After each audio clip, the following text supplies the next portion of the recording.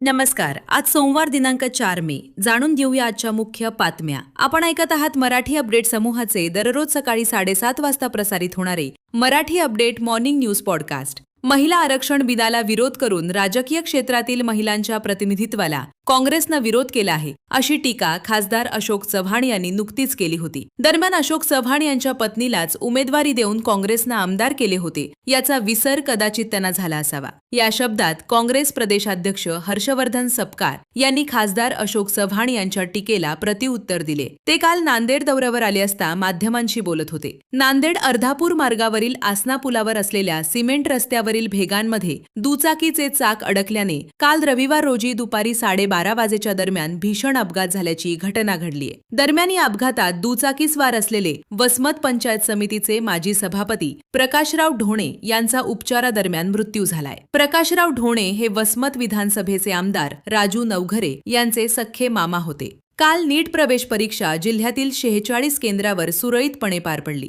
एकूण 15,458 परीक्षार्थींनी परीक्षा दिली असून 382 जण गैरहजर राहिले असल्याची माहिती देण्यात आली आहे. हिंदुस्तान पेट्रोलियम कॉर्पोरेशन लिमिटेड या सार्वजनिक क्षेत्रातील तेल कंपनीनं नांदेडमध्ये नवीन प्रादेशिक कार्यालय सुरू करण्याचा निर्णय घेतला असून अधिक माहिती देण्यासाठी संबंध अधिकाऱ्यांनी खासदार अशोक चव्हाण यांची भेट घेतली आहे. दरम्यान या नवीन प्रादेशिक कार्यालयाअंतर्गत नांदेडसह लातूर, परभणी, हिंगोली, अकोला, वाशिम व यवतमाळ अशा एकूण 7 जिल्ह्यांचा समावेश असणार आहे. शेवटच्या घटकापर्यंत माणुसकी पोहोचवण्याचे कामच खऱ्या अर्थाने राष्ट्रसेवा असून धर्मभूषण दिलीप ठाकूर हे वर्षभरातील 90 उपक्रम राबवून समाजासमोर एक आदर्श उभा केलाय. भाऊचा माणुसकीचा फ्रीज हा केवळ उपक्रम नसून तो मानवतेचा जिवंत संदेश आहे, असे प्रतिपादन भाजपा प्रदेश सरचिटणीस आमदार सुनील राणे यांनी केले. काल सकाळी महावीर चौक परिसरात असलेल्या फ्रीजला त्यांनी भेट दिली असता ते बोलत होते. दररोज सकाळी 7:30 वाजता Marathi update morning news podcast ऐकण्यासाठी मराठी अपडेट पॉडकास्ट YouTube चॅनलला सबस्क्राईब करा. धन्यवाद.